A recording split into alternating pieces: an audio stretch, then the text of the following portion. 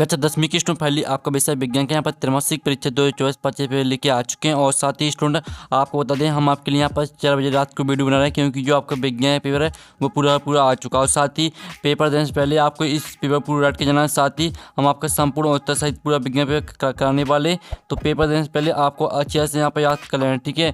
पूरा अंक आपको 75 नंबर का रहेगा। समय आपके यहाँ पर 3 घंटे रहने वाला है। और साथ ही वीडियो को लाइक कर लीजिए, जो यहाँ पर लाइक का बटन है वो दबा दीजिए। साथ ही चैनल को भी सब्सक्राइब कर लीजिए, ठीक है। दोस्तों, निर्देश आता सही प्रश्न हल करना अनिवार्य है। फिर आपका दूसरा आता प्रश्न क्रमांक 1 से 4 तक, ठीक है। आप यहाँ पर निर्देश पढ़ सकते हैं। अब चलिए स्टूडेंट आपके यहाँ पर आते हैं, सही विकल्प चुनकर लिखिए। तो आपको यहाँ पर जूम करके दिखाते हैं, जिससे स्टूडेंट आप यहाँ पर अच्छे से देख पाएंगे। तो आप यहाँ पर देख लीजिए, सही विकल्प चुनकर लिखिए। आपके 6 नंबर के आते हैं। तो पहला तो निम्नलिखित में कौन सा भौतिक परिवर्तन नहीं है। तो आपका था उबलते पानी से जलवाष्प बनना, बात है LPG का दहन, और साथ बर्फ का पिघलकर जल बनना, और दाता नमक का पानी में घुलना। तो यहाँ पर निम्नलिखित में से कौन सा भौतिक परिवर्तन नहीं है। तो इसका करेक्ट आंसर आपका रहेगा, ठीक है, LPG का दहन। LPG का दहन आपका करेक्ट आंसर हो जाएगा। फिर आपका दूसरा आता है जटिल पदार्थों को सरल पदार्थों में तोड़ने के लिए प्रयुक्त जैविक उत्प्रेरक। तो आपका था विटामिन, और बी था मिनरल, और साथ आपका एंजाइम, और दाता हार्मोन। तो जो आपका प्रश्न यहाँ पर दिया गया, ठीक है, जटिल पदार्थों को सरल पदार्थों में तोड़ने के लिए प्रयुक्त जैविक उत्प्रेरक, तो इसका करेक्ट आंसर आपका एंजाइम हो जाएगा। तो आपको यहाँ पर ध्यान से देखना और सुनना, जिससे पूरे ऑब्जेक्ट हैं वो आपको यहीं पर याद कर लेने हैं, ठीक है। तो इसलिए वीडियो को ध्यान से देखिएगा और सुनिएगा। फिर तीसरा था समतल दर्पण की फोकस दूरी होती है। तो आपका था अनंत, बात आपका 2 सेंटीमीटर, और साथ आपका 1 सेंटीमीटर, और दांत मणि से 1 सेंटीमीटर। तो यहाँ पर समतल दर्पण की फोकस दूरी होती है आपकी अनंत। तो अनंत आपका करेक्ट आंसर रहेगा। फिर आपका आता है टमाटर में कौन सा अम्ल उपस्थित होता है। तो आपका आता है एसिटिक अम्ल, और बात आपका साइट्रिक अम्ल, साथ आपका ऑक्जेलिक अम्ल, और दात टार्ट्रिक अम्ल। तो यहाँ पर टमाटर में कौन सा अम्ल उपस्थित होता है। तो इसका करेक्ट आंसर आपका रहेगा ऑक्जेलिक अम्ल, ठीक है। ऑक्जेलिक अम्ल टमाटर में पाया जाता है। फिर आपका आता 5वां प्रकाश के विक्षेपण से प्राप्त 7 रंगों के समूह को कहते हैं। तो आपका था प्रतिबिंब, बात आपका स्पेक्ट्रम, और साथ आपका छाया, दाता इनमें से कोई नहीं। तो यहाँ प्रकाश के विक्षेपण से प्राप्त 7 रंगों के समूह को कहते हैं। तो इसका करेक्ट आंसर आपका बा हो जाएगा स्पेक्ट्रम। फिर आपका 6वां आता निम्नलिखित में कौन आहार श्रृंखला का निर्माण करते हैं। तो आपका था घास, गेहूँ तथा आम, और बात घास, बकरी तथा मानव, और साथ बकरी, गाय तथा हाथी, और दाता घास, मछली तथा बकरी। तो जो आपका यहाँ पर दिया निम्नलिखित में से कौन आहार श्रृंखला का निर्माण करते हैं। तो इसका करेक्ट आंसर आपका बा हो जाएगा घास, बकरी तथा मानव। अब प्रश्न आपका जो यहाँ पर सही विकल्प है वो आपके यहाँ पर कंप्लीट हो जाते हैं। आपने अच्छे से यहाँ पर याद कर लिए होंगे। अब चलिए आपका प्रश्न 2 आता है, रिक्त स्थानों की पूर्ति कीजिए, ठीक है। तो आप यहाँ पर देख लीजिए, आपके 6 नंबर के आते हैं रिक्त स्थान। तो पहला था हमारे शरीर के कोश के स्तर पर भोजन का दहन दोनों कहलाता है। तो हमारे शरीर के कोश के स्तर पर भोजन का दहन, ठीक है, मंद दहन कहलाता है। तो मंद दहन आपका इसका आंसर हो जाएगा, ठीक है, मंद दहन कहलाता है। फिर आपका आता है अमाशय से निकलने वाले प्रोटीन पाचक विकार का नाम डॉट डॉट है। तो यहाँ पर अमाशय से निकलने वाले प्रोटीन पाचक विकार का नाम आपका पैप्सिन है। तो पैप्सिन आपका यहाँ पर करेक्ट आंसर रहने वाला है, ठीक है, पैप्सिन, ये आपका यहाँ पर आंसर हो जाएगा। फिर आपका आता है गोली दर्पण की फोकस दूरी उसकी ठीक है वक्रता त्रिज्या की होती है। तो यहाँ पर गोली दर्पण की फोकस दूरी उसकी वक्रता त्रिज्या की आधी होती है। तो आधी आपका यहाँ पर करेक्ट आंसर रहने वाला है। फिर आप यहाँ पर देख लीजिए, आपका चौथा आता है प्रिज्म द्वारा डॉट डॉट रंग के प्रकाश किरण का विचलन सर्वाधिक होता है। तो यहाँ प्रिज्म द्वारा, ठीक है, बैगनी, प्रिज्म द्वारा बैगनी, ठीक है, बैगनी आपका इसका आंसर रहेगा। बैगनी रंग की प्रकाश किरण का विचलन सर्वाधिक होता है। फिर 5वां आता सोडियम हाइड्रोजन कार्बोनेट का सामान्य नाम डॉट डॉट है। तो यहाँ पर सोडियम हाइड्रोजन कार्बोनेट का सामान्य नाम है आपका बेकिंग सोडा। तो आपका यहाँ पर बेकिंग सोडा इसका आंसर रहेगा, ठीक है, बेकिंग सोडा, ये आपका यहाँ पर आंसर हो जाएगा। फिर जो आपके यहाँ पर आता है ओजोन परत को हानि पहुँचाने वाला रसायन डॉट डॉट है। तो यहाँ पर ओजोन परत को हानि पहुँचाने वाला रसायन है आपका CFC, ठीक है, CFC यानी क्लोरोफ्लोरोकार्बन। आप हिंदी में क्लोरोफ्लोरोकार्बन लिख सकते हैं और इंग्लिश में CFC, कोई भी आप लिखेंगे आपको सही, ठीक है, सही माना जाएगा, आपको नंबर मिलेगा। अब चलिए आपके यहाँ पर रिक्त स्थान कंप्लीट हो जाते हैं, ठीक है। पहले का आप फिर से देख लीजिए, पहले का आंसर आपका मंद दहन, और दूसरे का आंसर आप यहाँ पर देख लीजिए आपका पैप्सिन, और तीसरे का आंसर आपका आधी, और चौथे का आंसर आपका रहेगा बैगनी, और ठीक है, 5वें का आंसर आपका बेकिंग सोडा, और 6वें का आंसर आपका CFC। तो इस तरह से आपके यहाँ पर रिक्त स्थान कंप्लीट हो जाते हैं। आप प्रश्न 3 आता है आपका सही जोड़ी बनाकर लिखिए। तो आप यहाँ पर देख लीजिए 6 नंबर की आती हैं स्तंभ अवयव में दी गई सही जोड़ी। तो पहले आती है अवतल लेंस की क्षमता। तो अवतल लेंस क्षमता आपकी ऋणात्मक होती है। फिर आपके आती है समतल दर्पण। तो समतल दर्पण को आपको मैच करना चेहरा देखने के लिए। और आकाश का नीला रंग, तो इसको आपको प्रकीर्णन से मैच करना है। फिर जो आपकी आती है नेत्र दोष, तो नेत्र दोष को आपको यहाँ पर ठीक है मैच करना है कम प्रकाश में धुंधला दिखना। ये आपकी 5वीं हो जाएगी। जो 6 में आती तारों का टिमटिमाना, तो इसको आपको वायुमंडलीय अपवर्तन से मैच कर देना है। तो इस तरह से आपकी जो यहाँ पर सही जोड़ी वो मैच हो जाती हैं। अब चलिए आपके नेक्स्ट प्रश्न हम यहाँ पर देख लेते हैं। तो आप यहाँ पर देख लीजिए, आपका प्रश्न 6 आता है, प्रश्न 4 आता है। एक शब्द वाक्य में उत्तर दीजिए। तो आपके 6 नंबर के आते हैं। तो पहला तो लोहे की वस्तुओं पर पेंट क्यों करते हैं, तो इसका आंसर रहेगा ठीक है लोहे की वस्तुओं पर पेंट ठीक है संक्षारण से बचाने के लिए करते हैं। तो आपका यहाँ पर संक्षारण इसका आंसर हो जाएगा। फिर आप यहाँ पर देख लीजिए स्टूडेंट, आपका यहाँ पर आता है दूसरा ठीक है। जो आपका यहाँ पर आता है भोजन का पाचन आहार नली के इस भाग से प्रारंभ होता है। तो यहाँ भोजन का पाचन आहार नली के ठीक है मुँह से शुरू होता है। तो ठीक है आप यहाँ पर देख लीजिए मुँह से शुरू होता है ठीक है। ये आपका यहाँ पर आंसर रहेगा। और साथ ही वीडियो को लाइक जरूर कर लीजिएगा। तो इस तरह से आपका आंसर हो जाता है। फिर आपका आता है उस दर्पण का नाम बताइए जो बीम का सीधा तथा आवर्धित बड़ा प्रतिबिंब बना सके। तो यहाँ पर उस दर्पण का नाम रहेगा आपका ठीक है अवतल दर्पण। अवतल दर्पण आपका इसका आंसर हो जाएगा ठीक है अवतल दर्पण, ये आपका यहाँ पर आंसर रहेगा। फिर आपका आता है अम्लीय वर्षा का पीएच मान कितना होता है। तो अम्लीय वर्षा का पीएच मान होता है 5.6 से कम ठीक है 5.6 से कम होता है अम्लीय वर्षा का मान। फिर आपका आता है जो पदार्थ सूक्ष्म जीव द्वारा अपघटित नहीं होते क्या कहलाते हैं। तो यहाँ पर जो पदार्थ सूक्ष्म जीव द्वारा अपघटित नहीं होते अजैव निम्नीकरणीय कहलाते हैं ठीक है अजैव निम्नीकरणीय ठीक है निम्नीकरणीय आपका इसका आंसर रहेगा अजैव निम्नीकरणीय। फिर आपका आता है मछलियों के हृदय में कितने कक्ष होते हैं। तो मछलियों के हृदय में होते हैं आपके 2 कक्ष ठीक है 2 कक्ष होते हैं आपके। तो इस तरह से आपके जो यहाँ पे एक शब्द वाक्य मतलब वो कंप्लीट हो जाते हैं। अब प्रश्न 5 आता है आपका सत्य असत्य का चयन करके लिखिए। अब आता है ठीक है बुझे हुए चूने का सूत्र CO3 होता है। तो पहला आपका असत्य हो जाएगा। फिर जो आपका आता है प्रकाश संश्लेषण क्रिया पौधों में गोलिका में पूर्ण होती है। तो यह भी आपका यहाँ पर असत्य रहने वाला है। फिर जो आपका आता है संवेदी न्यूरॉन में ठीक है मेरुरज्जु से आवेग को पेशियों तक पहुँचाती है।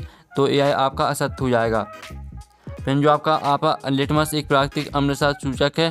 तो यह आपका यहाँ पर सत्य रहेगा। फिर आपका आता है जो पदार्थ ऑक्सीकृत हो जाते हैं वे ऑक्सीकृत कहलाते हैं। तो यह आपका असत्य हो जाएगा। फिर जो आपका यहाँ पर आता है मनुष्य में दोहरा परिसंचरण होता है। तो यह आपका बिल्कुल यहाँ पर सत्य रहने वाला है। तो इस तरह से आपके 7 यहाँ पर कंप्लीट हो जाते हैं। अब प्रश्न आपका 6 आता है ठीक है ऊष्मा शोषी अभिक्रिया किसे कहते हैं, एक उदाहरण लिखिए।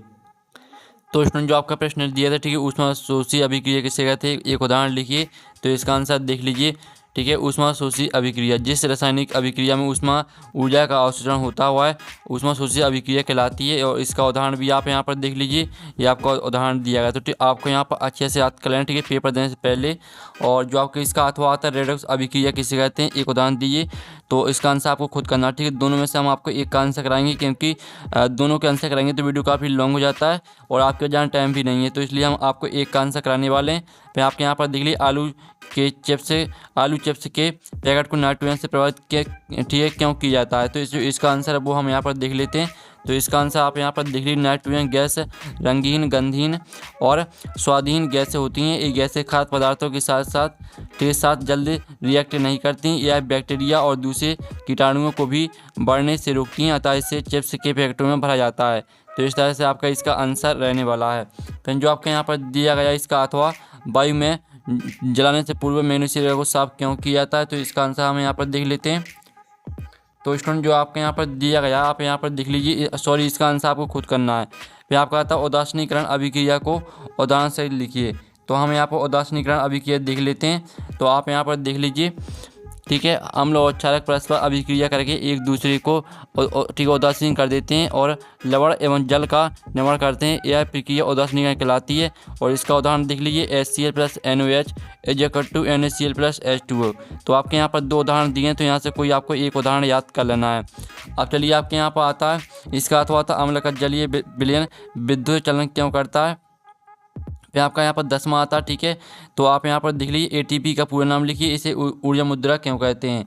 तो आप यहाँ पर देख लीजिए एटीपी का पूर्ण नाम, ठीक है, एनिडोसिन ट्राईफॉस्फेट है। माइटोकॉन्ड्रिया में भोज्य पदार्थों के ऑक्सीकरण से निकालने वाली ऊर्जा एटीपी के रूप में संचय होती है, इसलिए इसे ऊर्जा मुद्रा कहते हैं। तो इस तरह से आपका इसका आंसर रहने वाला। तो आपको यहाँ पर अच्छे से याद कर लेना पेपर देने से पहले। फिर आप यहाँ पर देख लीजिए भोजन के पाचन में लार की भूमिका क्या है, इसका 10वीं का अथवा है, तो वो इसका आंसर हम यहाँ पर देख लेते हैं। सॉरी, इसका आंसर आपको खुद करना है। फिर आपका था अवतल दर्पण के 2 अनुप्रयोग लिखिए। तो आप यहाँ पर देख लीजिए ये रहे आपके अवतल दर्पण के 2 उपयोग, ठीक है, डांडी बनाने के लिए, और दूसरा रहेगा टॉर्च सर्चलाइट और आपको वाहनों के हेडलाइट में परावर्तक के रूप में। इस तरह से आपका इसका आंसर हो जाता है। फिर जो आपके यहाँ पर दिया गया है, ठीक है, इसका अथवा आता है वास्तविक पृथ्वी और आवासीय पृथ्वी में कोई 2 अंतर लिखिए। तो इसका आंसर आपको खुद करना है। फिर जो आपके यहाँ पर आता है खाद्य श्रृंखला और खाद्य जाल में 2 अंतर लिखिए। तो आप यहाँ पर देख लीजिए स्टूडेंट, आपका जो यहाँ पर खाद्य श्रृंखला और खाद्य जाल में अंतर रहेगा वो आप यहाँ पर देख लीजिए। यह एक सरल प्रकार की संरचना है जिसमें ऊर्जा स्थानांतरण एक जीव के से दूसरे जीव में होता है, और खाद्य जाल एक जटिल संरचना है। विभिन्न पारिस्थितिकी तंत्र से खाद्य श्रृंखला परस्पर मिलकर खाद्य जल बनाती हैं। इसमें ऊर्जा का प्रवाह एक ही दिशा में होता है, और इसमें ऊर्जा का प्रवाह एक दिशा में होते हुए भी कई पथों से होकर गुजरता है। तो इस तरह से आपका खाद्य श्रृंखला और खाद्य जल में अंतर हो जाता है। फिर जो आपके यहाँ पर दिया गया इसका अथवा ओजोन परत का संरक्षण क्यों आवश्यक है, तो इसका आंसर आपको यहाँ पर खुद करना है। और फिर जो आपके यहाँ पर देख लीजिए श्वसन को ऊष्माक्षेपी अभिक्रिया क्यों कहते हैं, तो इसका आंसर हम यहाँ पर देख लेते हैं। तो स्टूडेंट आप यहाँ पर देख लीजिए इसका जो आंसर रहेगा, ठीक है, तो आप यहाँ पर देख लीजिए स्टूडेंट इसका आंसर हम आपको यहाँ पर दिखा देते हैं। तो आप यहाँ पर देख लीजिए ये आपका यहाँ पर आंसर दिया गया। सॉरी, आपका यहाँ पर 13वां क्वेश्चन रह गया अभी। जाइलम और फिलोएम में आपको 2 अंतर लिखना है। तो आप यहाँ पर देख लीजिए ये आपका जाइलम और फिलोएम में 2 अंतर, ठीक है। इसमें बाह्यनिकाय बाह्यिकाओं जाइलम मृदुतक तथा जाइलम फाइबर होते हैं। इसमें 40 नलिकाएं, सहचर कोशिकाएं और फिलोएम तंतु तथा फिलोएम पेरेन्काइमा होते हैं। ये मृदा से जल तथा खनिज लवणों को पादप, ठीक है, पादप के विभिन्न भागों में पहुंचाते हैं। ये पत्नियों से भोजन को पौधों के विभिन्न भागों में पहुंचाते हैं। इस तरह से आपको, ठीक है, 2 अंतर यहाँ से याद कर लेना है। फिर आपका जो यहाँ पर दिया गया, ठीक है, आप इसका यहाँ पर अथवा दिखली धमनी और सिरा में 2 अंतर लिखिए। तो इसका आंसर आपको खुद करना है। फिर आपका यहाँ पर आता श्वसन को ऊष्माक्षेपी अभिक्रिया क्यों कहते हैं, तो इसका जो आंसर है वो हम यहाँ पर देख लेते हैं। तो स्टूडेंट आप यहाँ पर देख लीजिए श्वसन को ऊष्माक्षेपी अभिक्रिया 2 कारणों से कहा जाता है। क्योंकि पहला कारण रहेगा क्योंकि ग्लूकोज हमारी कोशिकाओं में उपस्थित ऑक्सीजन से संयोग कर CO2 और जल बनाता है। फिर आपका दूसरा कारण हो जाएगा इस अभिक्रिया में ऊर्जा निर्मुक्त होती है। इस अभिक्रिया इस कारण इस प्रकार होती है, ठीक है। इस तरह से आपका यहाँ पर आंसर हो जाता है।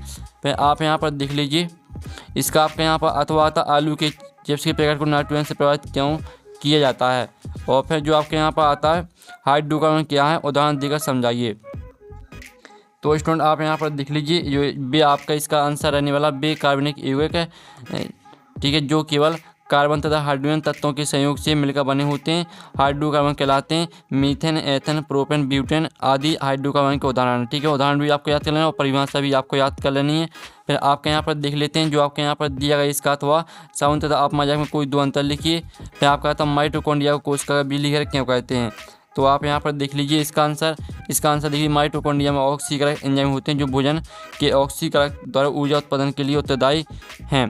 यह उत्पादित ऊर्जा कोशिका द्वारा प्रयोग की जाती है, इसलिए इसे कोशिका का ऊर्जा घटक कहते हैं। तो इस तरह से आपका इसका आंसर हो जाता है।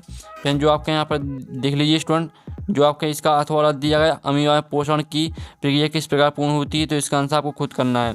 अब चलिए आपके यहाँ पर 17वां प्रश्न देख लेते हैं। तो 17वां प्रश्न आप यहाँ पर देख लीजिए उस लेंस की फोकस दूरी ज्ञात कीजिए जिसकी क्षमता 2.0 डायोप्टर है। तो जो इसका आंसर रहेगा वो आप यहाँ पर देख लीजिए। इस तरह से आपको इसका आंसर निकालना है, ठीक है। लेंस की क्षमता ऋणात्मक है इसलिए यह अवतल लेंस है। तो P बराबर 1/f, जबकि f मीटर में नापी है। तो आपका यहाँ पर इस तरह से -50 सेंटीमीटर आपकी फोकस दूरी निकल के आ जाएगी। तो इस तरह से पूरा आपको यहाँ पर सॉल्व कर लेना है। फिर आप यहाँ पर इसका अथवा देख लीजिए। फिर आपका 18वां था संतुलित रासायनिक समीकरण किसे कहते हैं। एक संतुलित रासायनिक समीकरण लिखिए। तो आप यहाँ पर देख लीजिए वह रासायनिक समीकरण जिसमें दोनों पक्षों, ठीक है, और अभिकारकों तथा उत्पादों में, ठीक है, प्रत्येक तत्व की परमाणु संख्या बराबर होती है, वह संतुलित रासायनिक समीकरण कहलाता है। तो इस तरह से पूरा आपको यहाँ पर याद कर लेना है। इसका आप यहाँ पर 19वां क्वेश्चन देख लीजिए। फिर आपका 20वां आता तंत्र के कोशिका का नामांकित चित्र बनाइए। तो आप यहाँ पर देख लीजिए ये आपका तंत्र का कोशिका का नामांकित चित्र है। तो आपको यहाँ पूरे नामांकन अच्छे से याद कर लेना है, पूरे इसी तरह से चित्र बनाना है आपको। फ्रेंड जो आपके यहाँ पर दिया गया 19वां क्वेश्चन का आंसर बता देंगे। और 21वां क्वेश्चन आप यहाँ पर देख लीजिए, ठीक है, 22वां और 23वां। तो आपका यहाँ पर, ठीक है, 19वां, 21वां, 22वां, 23वां का सॉल्यूशन आपको टेलीग्राम ग्रुप में मिल जाएगा। और टेलीग्राम ग्रुप की लिंक वीडियो के डिस्क्रिप्शन दी गई है। और पेपर का PDF अगर आप यहाँ पर डाउनलोड करना चाहते हैं तो PDF की लिंक भी आपको वीडियो की डिस्क्रिप्शन दी गई है, तो वहाँ से आप PDF डाउनलोड कर सकते हैं। तो वहाँ पर नेक्स्ट वीडियो में, थैंक्स फॉर वॉचिंग।